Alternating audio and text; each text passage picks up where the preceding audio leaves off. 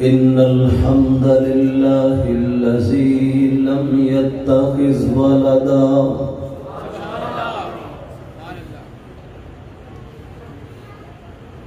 ولم يكن له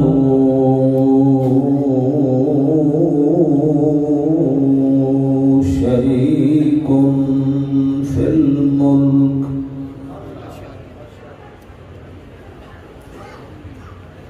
وخلق كل شيء فقدره تقديرا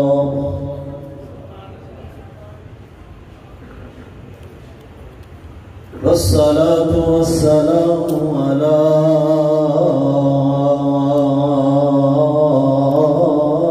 معلم الكتاب والحكمة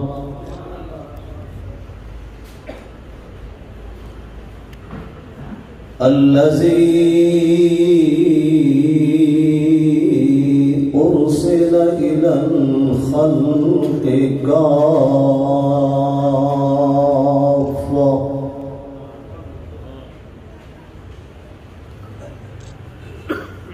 مبشرا ونذيرا وداعيا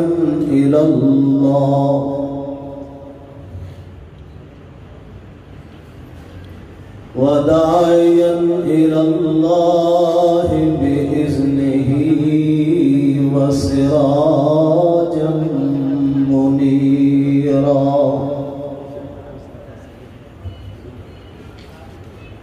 أما بعد فأعوذ بالله من الشيطان الرجيم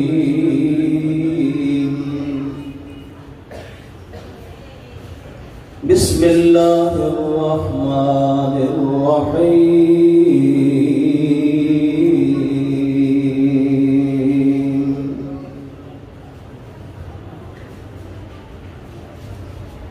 اليوم أكملت لكم دينكم وأتممت عليكم نعمتي ورضيت لكم الإسلام دينا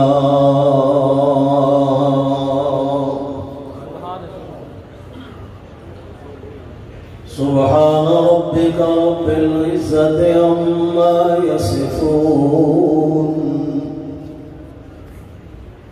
وسلام على المرسلين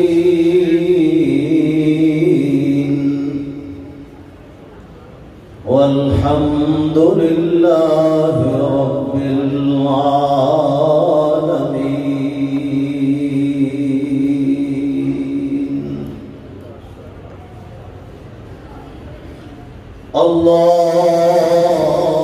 اللهم صل على محمد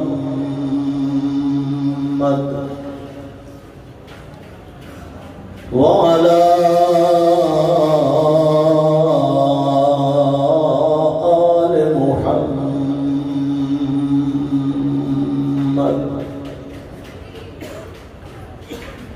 كما صليت على إبراهيم وعلى آل إبراهيم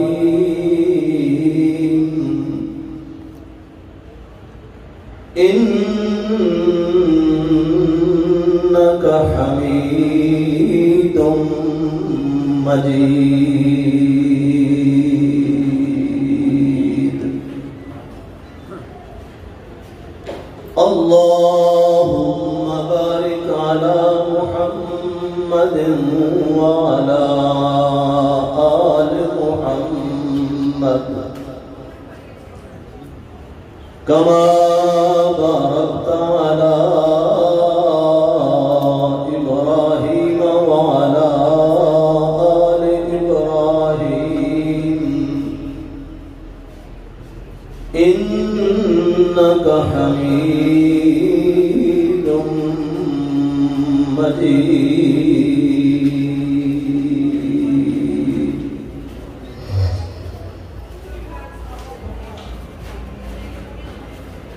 ذی وقار علماء کرام، طلباء اعظام اور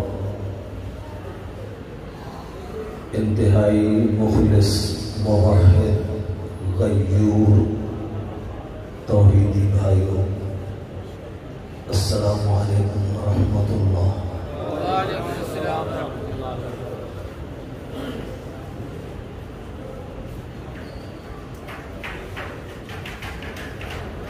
سب سے پہلے تو میں اپنے قابل فخر اور مایہ ناز شاگرد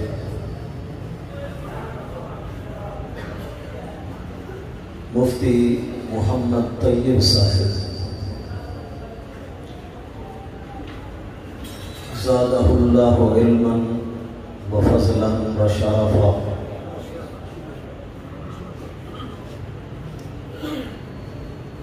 اور ان کے رفقا کی خدمت میں ہدیہ تبریک پیش کرتا ہوں۔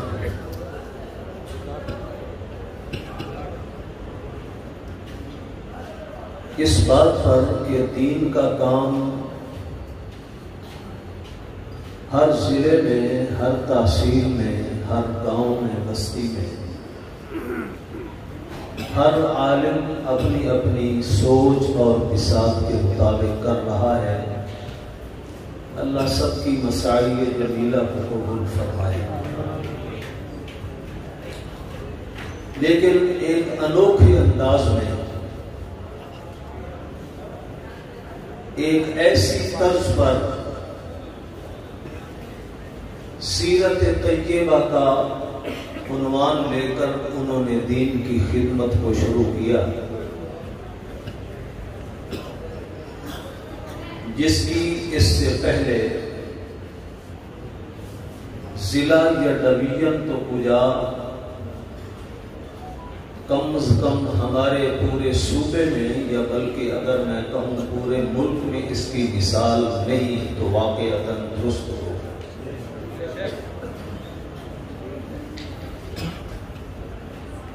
اللہم زد فزد،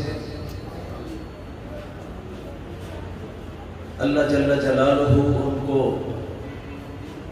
تعلی اور تفاخر سے بچا کر محض اپنی رضا کے لیے مزید اس کام کو بڑھا چڑھا کر ترقی کے ساتھ نبھانے کی توفیق عطا فرمائے۔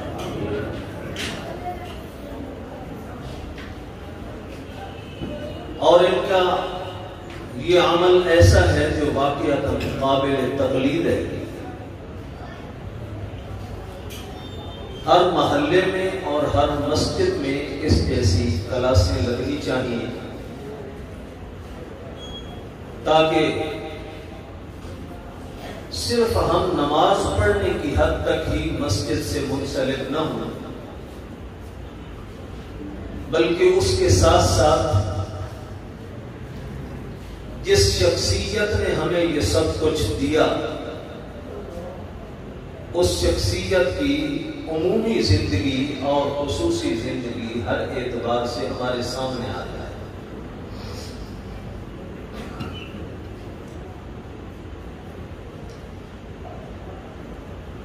اور جو بھی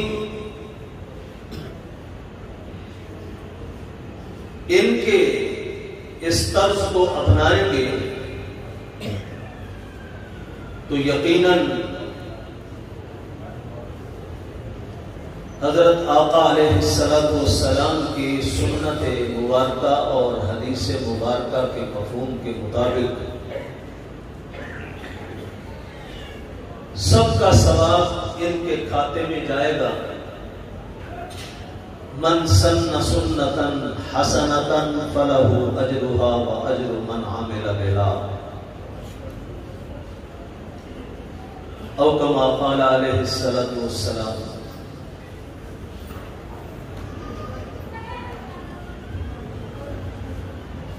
حق تو یہ ہے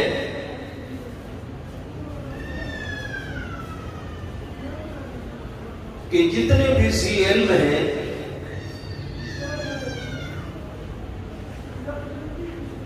خاص طور پر مدارس اور مساجد میں رہنے والے وہ سب اس محسن اعظم محسن انسانیت حضرت امام الانبیاء محمد مصطفیٰ صلی اللہ علیہ وسلم کے اقوال، افعال اور احوال کو ہر وقت اپنے لیے وظیفہ زبان بنائیں،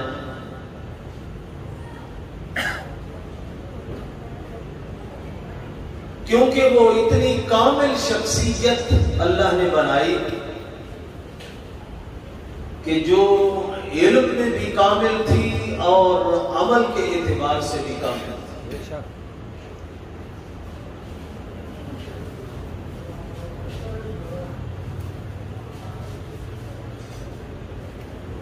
علم کا کمال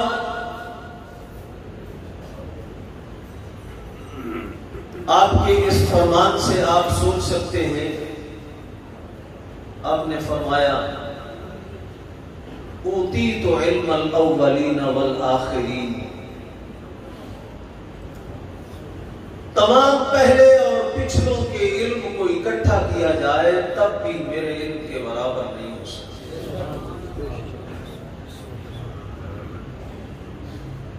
لیکن اتنا علم رکھنے کے باوجود بھی اس زبان سے یہ اعلان بھی نکلتا ہے،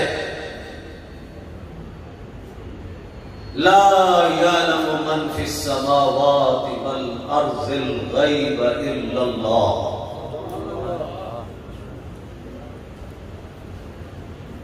ہر چیز کا کلی علم، ہر چیز کا محیط علم، اصلی اور مستقل علم رکھنے والا وہ کون ہے؟ صرف اللہ کی ذات۔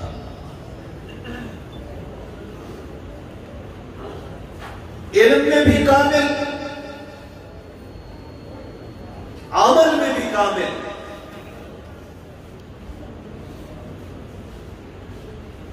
اسی لیے تو اللہ جل جلالہ نے قرآن میں بیان فرمایا لَقَدْ كَانَ لَكُمْ فِي رَسُولِ اللَّهِ أُسْوَةٌ حَسَنَةٌ۔ اور کائنات والو،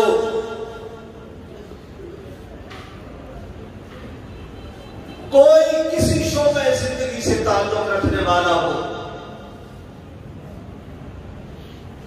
اگر وہ چاہتا ہے کہ میں اپنے شعبے میں رہ کر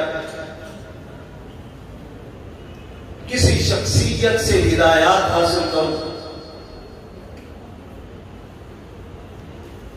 کس شخصیت کو اپنی مثالی شخصیت بناؤں کہ قدم قدم پر مجھے جس سے رہنمائی لینی پڑے تو اس کی زندگی میں آگے نہ والی بات نہ آئے، اس کا دامن اتنا وسیع ہو کہ وہ سب کو کہے آؤ میرے دامن رحمت میں آؤ۔ جو شخص جس شعبے کے متعلق بھی مجھ سے ہدایات لینا چاہتا ہے،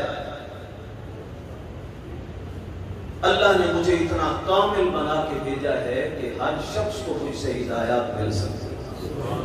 سب تو ہو سبحان اللہ۔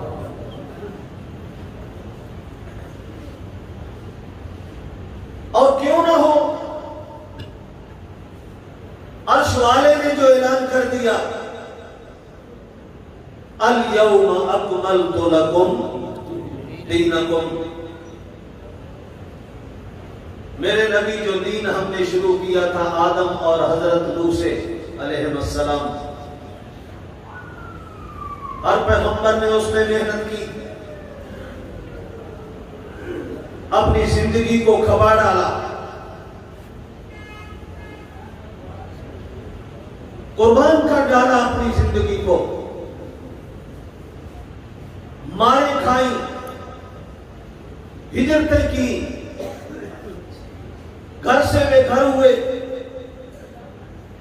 بعض انبیاء کو کنویں میں الٹا لٹکایا گیا، لیکن کسی نبی کے دور میں ہم نے اس دین کو مکمل نہیں کیا، تکمیل ہوئی تو آپ کے اوپر۔ الیوم اکملت لکم دینکم،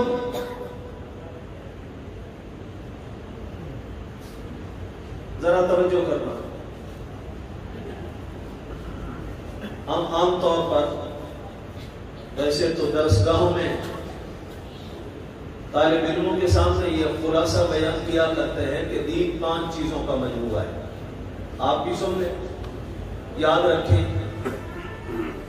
دین کتنی چیزوں کا نام ہے؟ 5۔ ایمانیات،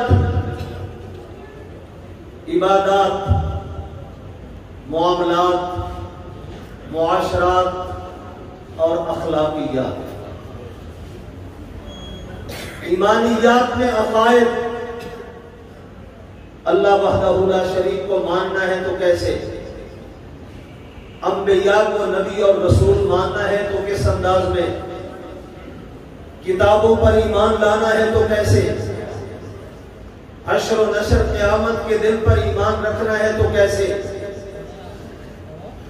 ان ساری چیزوں کے عقائد کو کیا بولتے ہیں؟ ایمانیات۔ دوسرا شعبہ آ جاتا ہے عبادات کا۔ عقائد کی محنت کے بعد، عقائد سکھلانے کے بعد، اللہ کے پاک پیغمبر نے ان عقائد کو محفوظ رکھنے کے لیے کچھ عبادات سکھلائی، جس طرح درخت کو پانی ملتا رہے تو درخت سرسبز رہتا ہے، ایمان کے پودے اور درخت کو بھی عبادات کا پانی ملتا رہے گا تو آباد رہے گا، مرجھائے گا نہیں۔ اور اگر عبادات کا پانی اس کو نہیں ملے گا، کھیتی مرجھا جاتی ہے، گل سڑ جاتی ہے، درخت بھی مرجھا جایا کرتے ہیں، ایمان کمزور پڑ جاتا ہے۔ تیسرا شعبہ ہے معاملات کا۔ ہم نے خرید و فروخت کیسے کرنی ہے، کوئی چیز کسی کو اجارے پر دینی ہے، کرائے پر تو کس طرح دینی ہے، کسی سے قرض کا لین دین کرنا ہے تو کس طرح کرنا ہے، کسی سے قرض لیتے ہی کوئی چیز رہن کے طور پہ رکھنی ہے، گروی کے طور پر تو کیسے رکھنی ہے۔ ان سب کو کیا کہتے ہیں؟ معاملات۔ چوتھا شعبہ آتا ہے معاشرات کا۔ ایک دوسرے کے ساتھ برتاؤ کیا رکھنا ہے، والدین سے کیسا سلوک، بہن بھائیوں سے کیسا سلوک، اولاد سے کیسا سلوک، بیوی سے کیسا سلوک، بیوی کو خامد سے کیسا سلوک کرنا ہوگا، اولاد کو اپنے والدین کے ساتھ کس انداز میں زندگی گزارنی ہوگی، پڑوسی کو پڑوسی کے ساتھ کیسے اپنے حالات رکھنے ہوں گے، استاد کو شاگرد کے ساتھ، شاگرد کو استاد کے ساتھ کیا رویہ اپنانا ہوگا۔ ان ساری چیزوں کو کیا کہتے ہیں؟ اور پانچواں شعبہ جو سب سے مشکل ترین شعبہ ہے وہ ہے اخلاقیات۔ اس لیے میں نے مشکل اس لیے کہا کہ ہم اپنے آپ کو دیندار سمجھنے والے، یہ شعبہ آج ہمارے اندر سے بھی ختم ہو۔ عوام الناس کا کیا کہنا، بلکہ بعض عوام میں سے بھی شاید ہم سے زیادہ با اخلاق ہوں گے، اللہ ہم سب کے اندر یہ شعبہ پیدا فرما دے۔ اللہ کے پاک رسول نے جہاں عقائد بیان کیے، مکی زندگی کے 13 سال کے اندر صرف اور صرف کلمہ لا الہ الا اللہ کے عقائد پہ محنت کی۔ کیوں؟ سابقہ کفریہ اور شرکیہ دین کو چھوڑنا، آباء و اجداد کی اندھی تقلید کو چھوڑنا، یہ بڑا مشکل شعبہ ہے۔ حتیٰ کہ وہ آپ کو صادق بھی کہتے، امین بھی کہتے، تعریفوں کے گن گاتے، لیکن اس کے باوجود قرآن ان کا ایک مقولہ ذکر کرتا ہے، کہتے تھے اِنَّا وَجَدْنَا آبَاءَنَا عَلَىٰ أُمَّةٍ وَإِنَّا عَلَىٰ آثَارِهِمْ مُقْتَدُونَ۔ اے محمد صلی اللہ علیہ وسلم، بے شک آپ جیسا سچا کوئی نہیں، بے شک آپ جیسا امین کوئی نہیں، آپ جیسی شرافت کسی میں نہیں دیکھی، آپ جیسی امانت کسی میں نہیں دیکھی، دیانت کسی میں نہیں دیکھی۔ آپ نے سیرت کے مضامین میں پورا مہینہ ماشاءاللہ خوب سیر کی ہے سیرت کے میدان میں۔ جس رات کو اللہ کے پاک رسول ہجرت کے لیے مکہ چھوڑ رہے تھے، مکہ والوں کو آپ کی امانت پہ اتنا یقین کہ دشمنوں کی امانتیں بھی اس دن آپ کے گھر میں موجود، اتنا امین سمجھتے، لیکن ادھر سے ضد کتنی، آباء و اجداد کی اندھی تقلید کتنی، کہنے لگے اِنَّا وَجَدْنَا آبَاءَنَا عَلَىٰ أُمَّةٍ وَإِنَّا عَلَىٰ آثَارِهِمْ مُقْتَدُونَ۔ ہم نے تیری بات کوئی نہیں ماننی، نہ مغز خوری کر اپنی، جو کچھ ہم نے اپنے باپ دادوں سے پایا، جس روش پہ ان کو پایا، اسی کے اوپر چلیں گے، تیری بات نہیں مانیں۔ اللہ اکبر۔ عقائد پہ محنت، عبادات پہ محنت، معاملات پہ محنت، معاشرات پہ محنت، اخلاقیات پہ محنت۔ اخلاقیات کے بعد تو میں نے کہا یہ سب سے بھاری باب ہے۔ ایک بندہ 5 وقت کا نمازی ہوگا، تہجد گزار ہوگا، صوم و صلاۃ کا پابند ہوگا، لیکن اخلاق اتنے گندے ہوں گے العیاذ باللہ کہ اس سے کسی آدمی کو بات کرنے کے لیے جی نہیں کرے گا۔ اور چونکہ یہ بھاری شعبہ ہے، حدیث پاک میں آتا ہے قیامت کے دن انسان کا جب اعمال نامہ تلے گا، وہاں نماز اتنی بھاری نہیں ہوگی جتنے اخلاق بھاری، روزہ اتنا بھاری نہیں ثابت ہوگا وزن اعمال میں جتنے اچھے اخلاق والا عمل انسان کا وہاں بھاری ثابت ہوگا۔ حج اور عمرہ جس پر لاکھوں روپے لگا کے ہم جاتے ہیں اور کر کے آتے ہیں، اخلاقیات کے اوپر تو کچھ لگانا نہیں پڑتا، کچھ مال نہیں خرچ کرنا پڑتا۔ میٹھا بول، ہنس مکھ ہو کر دوسرے سے بات کرنا، لا تحقرن من المعروف شيئا ولو ان تلقى اخاك بوجه طلق۔ فرمایا یہ نیکی دیکھنے کو معمولی نیکی نظر آتی ہے، لیکن اس معمولی نیکی کو بھی معمولی سمجھ کے چھوڑنا نہیں۔ مسکرا کے دوسرے سے السلام علیکم کہو، مصافحہ کرو، خیر خیریت پوچھو۔ تمہیں نہیں معلوم کہ اللہ کے ہاں اس کا کتنا درد ہے۔ اللہ اکبر۔ سب سے زیادہ بھاری عمل فضل کے اندر کون سا ثابت ہوگا؟ اخلاقیات۔ اور یہ شعبہ میرے پاک محبوب صلی اللہ علیہ وسلم کے اندر اتنا تھا، میں نے کہا علم میں بھی کامل اور عمل میں بھی، اور عمل عمل میں عبادات بھی آ جاتی ہیں، عمل میں معاملات بھی آ جاتے ہیں، عمل میں معاشرات بھی آ جاتے ہیں، اخلاقیات بھی آ جاتے ہیں. لیکن ویسے تو ہر عمل میں آپ کامل شخصیت تھے، لیکن اخلاقیات کا پہلو اگر پاک پیغمبر کا پڑھو رونگٹے کھڑے ہو جاتے ہیں کہ پتہ نہیں آج ہم مسلمان بھی ہیں یا نہیں. نام کس کا لیتے ہیں، کس شخصیت کا کلمہ پڑھتے ہیں، اور ہمارے اخلاقیات آج کیا بن چکے ہیں. اللہ اکبر. ایک دفعہ ایک یہودی آیا،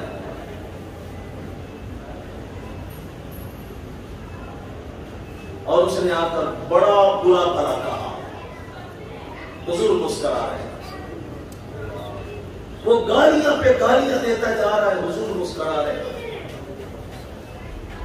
اور گالیاں دیتا ہے، حضور پھر مسکرا پڑتے. صحابہ کا ارادہ ہوا ہم اٹھیں اور اس کو ماریں. فرمایا نہیں، بیٹھ جاؤ. اس کے اندر جو کچھ ہوتا ہے وہی کچھ باہر نکلتا ہے. جو اس کے اندر تھا وہ باہر نکل رہا ہے، جو میرے اندر تھا وہ بھی باہر نکل رہا ہے. میرے بھی اخلاقیات. اللہ اکبر. ایک کا اونٹ دینا تھا، آپ نے ادارہ لیا ہوا تھا، تو اس نے آ کر اخلص لہ، حدیث میں آتا ہے بڑی غلیظ زبان استعمال کی، بڑا برا بھلا کہا. لیکن صحابہ اٹھے اس کو ذرا دو چار لگانے کے لیے. آئے تجھے شرم آیا نہیں ہمارے نبی کے ساتھ ہماری موجودگی میں؟ حضور صلی اللہ علیہ وسلم نے فرمایا نا، ان لصاحب الحق مقالا، لینے والے کو بات کرنے کا حق ہوتا ہے. یہ الگ بات ہے، کسی میں حوصلہ ہوتا ہے وہ سلیقے سے بات کر لیتا ہے، کسی میں حوصلہ نہیں ہوتا وہ بد سلیقہ ہو کر بات کرتا ہے. لیکن بہرحال جس نے کوئی چیز کسی سے لینی ہے اس کو بات کرنے کا حق پہنچتا ہے. مارنا یہ جواب نہیں ہے ہماری طرف سے، بلکہ اس کا قرض ادا کرنا یہ ہماری طرف سے اصل حق ہے ہمارے اوپر. اٹھو اور اس کا قرض ادا کرو. اس کا بھائی اونٹ ایک میں نے دینا تھا، ادھار پہ لیا ہوا تھا، وہ اونٹ تو صحابہ نے دیکھا، یا رسول اللہ سارے اونٹ جدھر دیکھتے ہیں وہ تو اچھے اچھے اونٹ نظر آتے ہیں، اور اس کو شاید آپ نے ذرا درمیانے درجے کا اونٹ دینا ہوگا. فرمایا نہیں وہ اچھا ہی دے دو. فَإِنَّ خَيْرُكُمْ أَحْسَنُكُمْ قَضَاءً، تم میں سے بہترین انسان وہی ہوتا ہے جو کہ قرض کی ادائیگی میں اچھا انداز اپنائے. اور اسی لیے حضور اس کو قرض کی ادائیگی کرتے تھے، آپ اس قرض سے کچھ زائد بھی دے دیا کریں. ہاں، اسی سے ہمارے علماء فقہاء نے مسئلہ نکالا کہ یہ کسی سے ہم قرض لیں اور کچھ زائد دے دیں اپنی خوشی سے، یہ سود نہیں بنتا.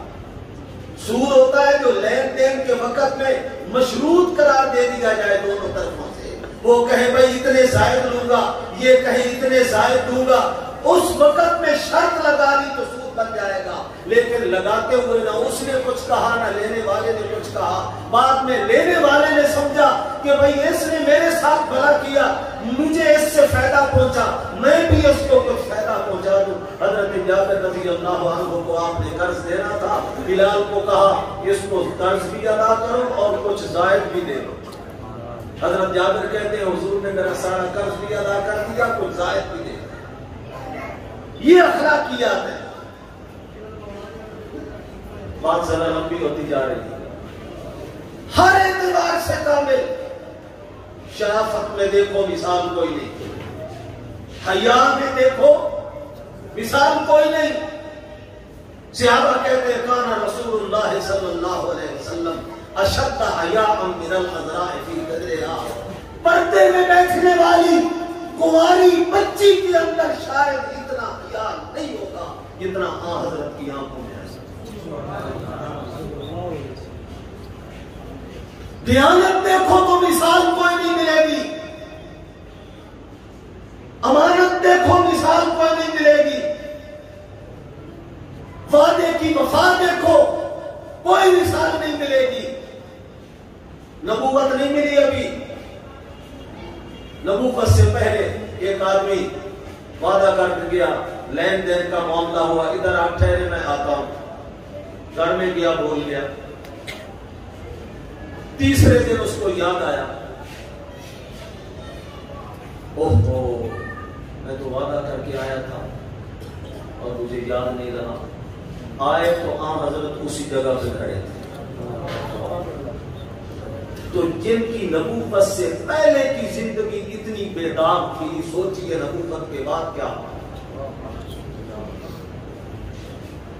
اليوم اکملت لکم دینکم واتممت علیکم نعمتی ورضیت لکم الاسلام دینا. عقائد میں دیکھو تب مکمل.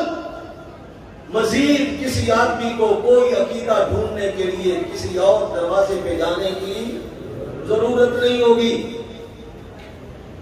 عبادات میں دیکھو, نماز دیکھو تو مکمل, طہارت کے احکامات دیکھو تو مکمل, حج کے احکامات دیکھو تو مکمل. او بابوں کے باپ بھرے پڑے ہیں حدیث کی کتابوں میں. کیا چل رہا ہے؟ کتاب المناسک چل رہا ہے. احرام کی باتیں ہیں, میقات کی باتیں ہیں. احرام کہتے کس کو ہے, عمرے کا طریقہ کیا ہے, حج کا طریقہ کیا ہے, حج کی قسمیں کیا ہیں, افراد تمتع قران دونوں تینوں میں فرق کیا ہے, نبھانا کس طریقے سے ہے, ترتیب کیا ہے. اللہ اکبر. حضور صلی اللہ علیہ وسلم پہلی اور آخری حج فرض ہونے کے بعد, یہ یاد رکھنا, پہلی اور. ویسے تو حضور نے بہت حجیں کی, اتنی کی کہ گنتی سے باہر ہے. ملت ابراہیمی کے مطابق ہجرت سے پہلے بھی حج کرتے تھے اور ہجرت کے بعد بھی. ہجرت کے بعد صرف ایک حج کی اور وہ آخری اور پہلی حج ثابت ہوئی فرضیت حج کے بعد. اور اللہ کے پاک رسول جانتے تھے چونکہ حج کے احکامات بڑے مشکل ہیں, اس لیے اعلان فرما رہے ہیں, خذوا عنی مناسککم خذوا عنی مناسککم خذوا عنی مناسککم. میرے ساتھیوں, آج میرے رب نے میرے اوپر یہ آیت نازل کر دی ہے,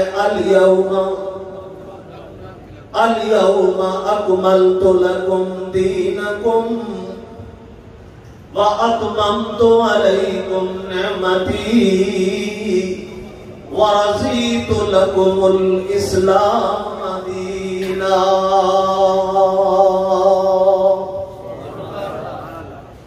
اے میرے پاک پیغمبر, وہ دین جو آدم اور نوح علیہ نبینا علیہ السلام سے چلا تھا, آج اس دین کو ہم نے آپ کے اوپر مکمل کر دیا ہے.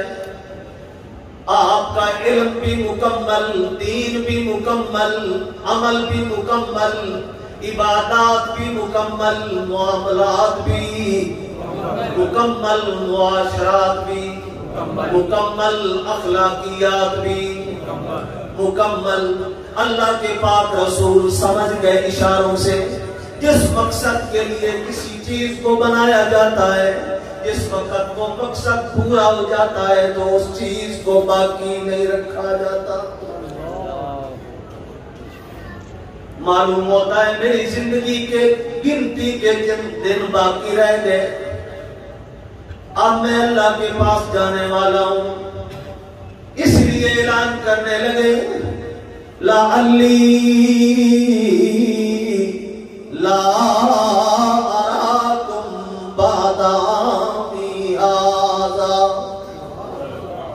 میرے ساتھیوں, جس طرح آج اجتماعی شکل کے اندر میں تمہیں دیکھ رہا ہوں, مجھے ایسے لگتا ہے شاید آج کے بعد اس طرح اجتماعی شکل کے اندر میں تمہیں نہ دیکھ سکوں.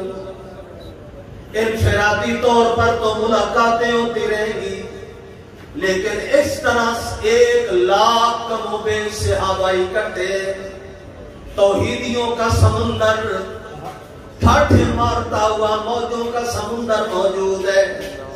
اللہ کے پاک رسول اعلان فرماتے ہیں, خذوا عنی مناسککم، اور شاید آئندہ میں حج نہ کر سکوں، مجھے ایسے لگتا ہے لعلی لا احج بعد حجتی ہذہ، اس حج کے بعد شاید مجھے کوئی حج نصیب نہ ہو سکے۔ کیوں؟ میرے رب نے جو مجھے سمجھا دیا اور بتلا دیا، الیوم اکملت لکم دینکم واتممت علیکم نعمتی ورضیت لکم الاسلام دینا۔ دین مکمل، عبادتیں مکمل، معاملات مکمل، معاشرات مکمل، اخلاقیات کا باب بھی مکمل۔ وحی کا آنا ابھی کچھ عرصے کے بعد منقطع ہو جائے گا، اس لیے میں چند دن تمہارے اندر موجود ہوں۔ تعلم القرآن، اللہ اکبر، تعلم القرآن وعلموہ الناس، تعلم العلم وعلموہ الناس، تعلم الفرائض وعلموہ الناس۔ اے قرآن سیکھ لو مجھ سے، اگر کوئی مشکل آیت تمہیں نظر آتی ہے، مشکل مغلق کوئی بات نظر آتی ہے تو مجھ سے پوچھ لو، کیوں ابھی تو میں تمہارے اندر زندہ موجود ہوں، اور جس وقت میں دنیا سے رخصت ہو جاؤں گا، اور کیوں نہ ہوں گا، آخر ہر بندہ جو دنیا میں آیا اس نے موت کا جام تو آخر پی کے اسی موت کے راہ کے اوپر جانا ہی ہے۔ اللہ اکبر۔ اسی لیے ایک صحابی کہتا ہے لو کان فی الدنیا بقاء لساکن، لو کان فی الدنیا بقاء لساکن لکان رسول اللہ فیہا مخلدا۔ اگر دنیا کے اندر کسی بڑے عزت والے کو خلود کی زندگی مل سکتی، ہمیشہ کی زندگی مل سکتی، کوئی موت سے پاک زندگی پانے کا مستحق ہوتا، تو ایک شخصیت کائنات کے اندر نظر آتی ہے اور وہ حضرت محمد مصطفیٰ کی شخصیت نظر آتی ہے۔ اگر کوئی موت سے بچ سکتا ہوتا تو جناب بچ جاتے، لیکن جس وقت میں دیکھتا ہوں ما احد ینجو من الموت سالما، ما احد ینجو من الموت سالما وسهم المنایا قد اصاب محمدا۔ میں نے دیکھا آدم بھی نہیں بچ سکا، نوح بھی نہیں بچ سکا، ابراہیم بھی نہیں بچ سکا، شعیب اور ہود اور صالح بھی نہیں بچ سکے، داؤد اور سلیمان پیغمبر بھی نہیں بچ سکے، یعقوب اور یوسف کے حسین بھی نہیں بچ سکے، موسیٰ کلیم اللہ بھی نہیں بچ سکے، اور عیسیٰ بھی نہیں بچ سکیں گے۔ جو بھی دنیا میں آیا اس کو دنیا سے جانا ہی ہوگا، اور میں محمد کو بھی آخر اسی راہ پر چل کر اپنے اللہ سے ایک نہ ایک دن ملاقات کرنی ہے۔ اس لیے میں تمہیں آج بہت زیادہ وضاحت کے ساتھ کہتا ہوں تعلم القرآن وعلموہ الناس، سیکھ لو مجھ سے قرآن، اس لیے کہ میرے ہوتے ہوئے تو تمہارے دل کے اندر کوئی الجھن باقی نہ رہ جائے۔ جب میں دنیا سے چلا جاؤں گا ان امرؤ مقبوض، آخر ایک وقت آنا ہے مجھ کے اوپر بھی روح قبض کرنے والا فرشتہ آئے گا، جس طرح ہر نبی کے اوپر آیا۔ اور حضرت عائشہ فرماتی ہے پاک پیغمبر جب حالت صحت میں تھے تو ہمارے سامنے بیان کیا کرتے تھے ایک حدیث کو، لم یقبض نبی حتی یخیر، جس وقت بھی کسی نبی کے اوپر موت کا وقت آتا، جبریل امین ملک الموت اسرائیل آتا ایک فوج کے ساتھ اعزازی طور پر، اور پہلے آ کر اجازت مانگتا، اللہ جل جلالہ کی طرف سے ایک پیغام سناتا، جناب آپ کے دن تو پورے ہو چکے ہیں، ابھی ادھر رہنا چاہتے ہو یا اللہ سے ملاقات چاہتے ہو؟ لیکن ہر نبی نے اللہ سے ملاقات کو پسند کیا، اور ایک وقت میرے اوپر بھی ایسا آنے والا ہے کہ میرے اوپر بھی وہ ملک الموت کا پیغام آئے گا۔ اور جس وقت حضرت عائشہ فرماتی ہیں اللہ کے پاک رسول نے آسمان کی طرف انگلی کھڑی کر کے یہ فرمایا تھا، اللہم الرفیق الاعلی۔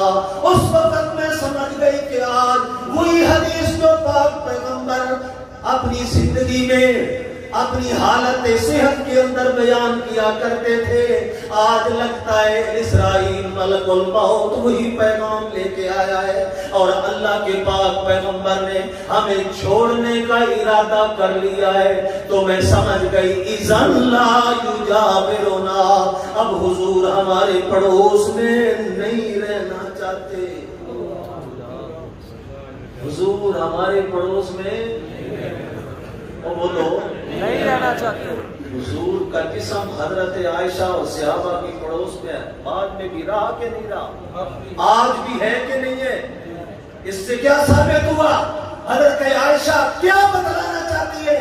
اذن لا یجاورنا، کہ ہمارے پڑوس میں نہیں رہنا چاہتے، مطلب یہ تھا کہ قانون خداوندی کے مطابق نبی ہو مرنے کے بعد اسی جسم کو اس قبر میں ہی دفن کیا جائے گا، صحابی کو قبر میں دفن کیا جائے گا، ولی کو قبر میں دفن کیا جائے گا، غوث قطب ابدال کو قبر میں دفن کیا جائے گا، لیکن روح اس قبر میں نہ نبی کی ہوتی ہے نہ نبی کے غیر کسی امت کی، اور اسی روح کے جدا ہونے کو حضرت عائشہ فرما رہی ہے اذن لا یجاورنا۔ عقیدہ اشاعت توحید و سنت زندہ باد، عقیدہ اشاعت توحید و سنت زندہ باد۔ یہ بھی سیرت ہے، آپ نے پڑھا ماشاءاللہ حضور کی وفات کا بیان، حضور کی بیماری کا بیان۔ 13 دن حضور بیمار رہے، ایک بدھ کو سر کا درد شروع ہوا، اگلے بدھ تک بیماری آہستہ آہستہ بڑھتی رہی، اور 9ویں دن جمعرات والے دن حضور کی بیماری میں شدت آئی، اور حضور صلی اللہ علیہ وسلم نے فرمایا 7 مسکیتیں پانی کے لاؤ اور میرے سر کے اوپر ڈالو، شاید لعلی آہد الی الناس، میں لوگوں سے کچھ الوداعی وصیتیں کر لوں۔ 7 مسکیتیں پانی کے ڈالے گئے، حضور کی طبیعت سنبھل گئی، ظہر کی نماز پڑھائی، مہاجرین و انصار کے مجمع کو خطاب کیا، مہاجرین کے فضائل بیان کیے، انصار کی قربانیوں کا تذکرہ کیا، اور کہا میرے بعد جو بھی کوئی خلیفہ ولی الامر بنے تو وہ انصار سے درگزر کرنے کی کوشش کرے، ان کی بڑی قربانیاں ہیں۔ والذین تبوأوا الدار والایمان من قبل ان یہاجر الیہم ولا یجدون فی صدورہم حاجۃ مما اوتوا۔ اللہ اکبر، یار کمال نہیں؟ حضرت سعد بن ربیع انصاری عبد الرحمن بن عوف کو مہاجر کو ان کا بھائی بنایا گیا۔ آپ نے مواخات کا باب بھی پڑھا سیرت النبی میں، ایک مہاجر کو ایک انصاری کا بھائی بنا دیا گیا، رشتے ناتے موت فوت، حتیٰ کہ وراثت کے اندر بھی مہاجر اور انصاری ایک دوسرے کے وارث بنتے تھے، سکے بھائی انصاری ایک دوسرے کے وارث نہیں بنتے۔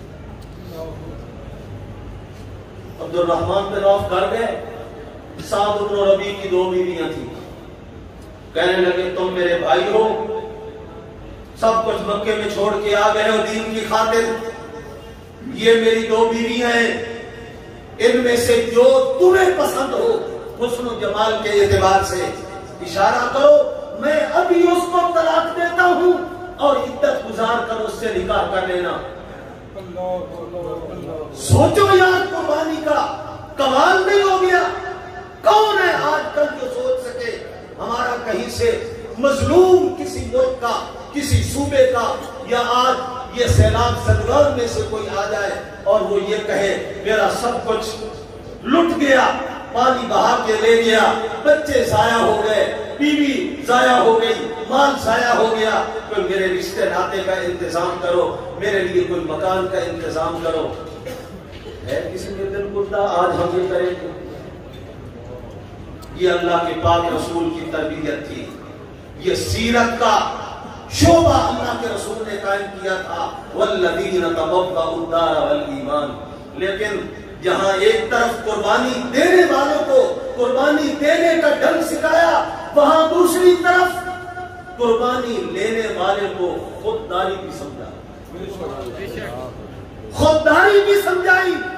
کسی پر بوجھ نہیں بننا، کسی سے سوال نہیں کرنا، اگر کوئی دے بھی تو اپنی خودی کا لحاظ رکھنا، اپنی عزت کا لحاظ رکھنا۔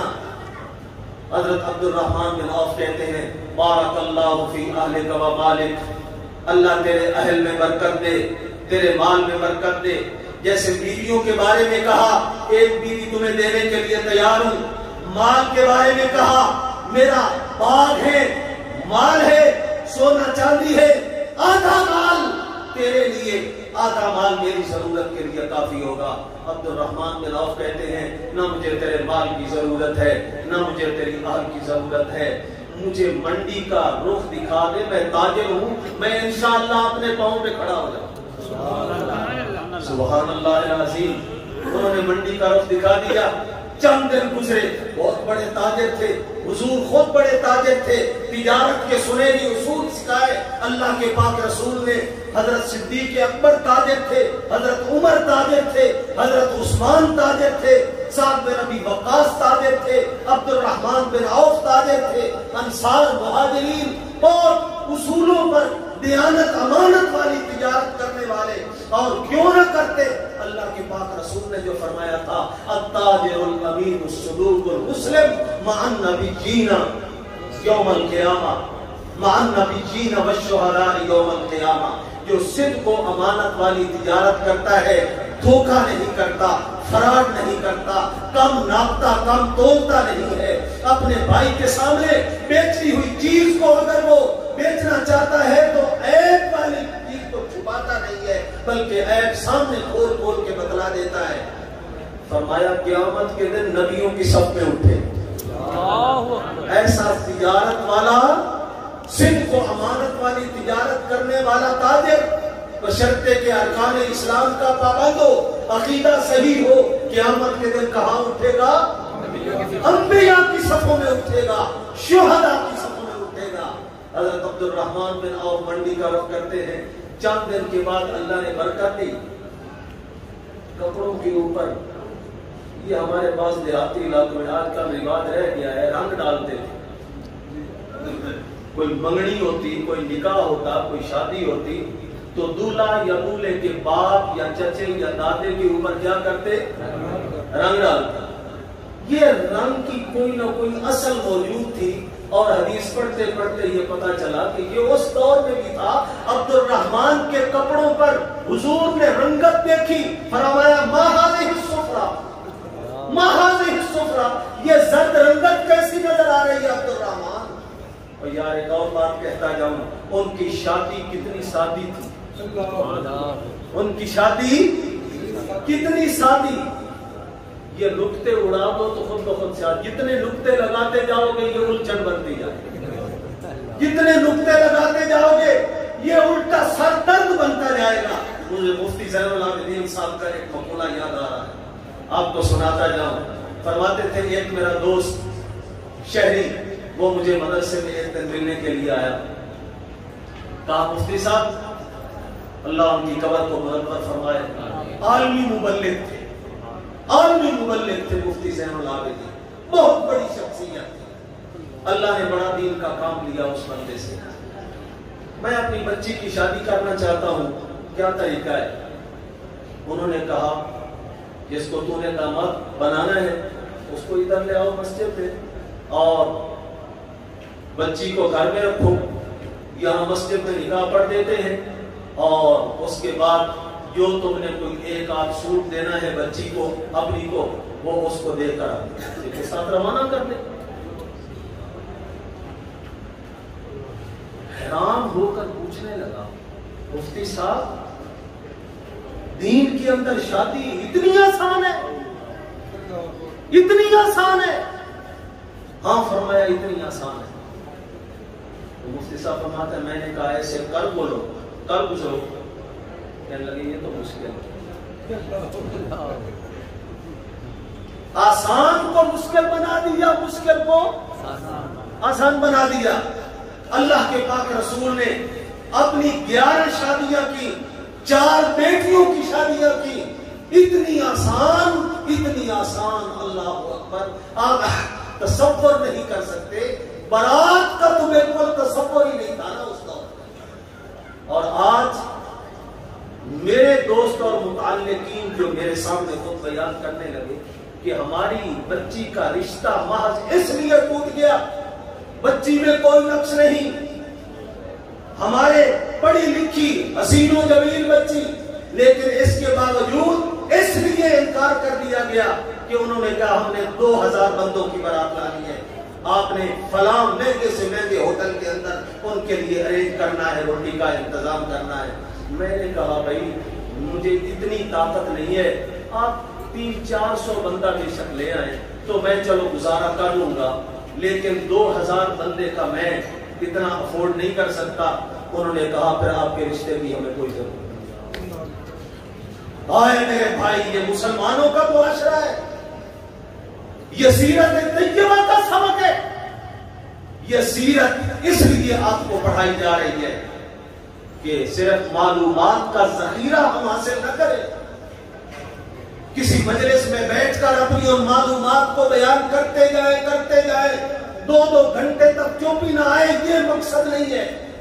مقصد یہ ہے کہ جو کچھ ہم پڑھیں اللہ سے توفیق مانگے، اللہ ہمیں اس پر عمل کرنے کی توفیق عطا فرمائے۔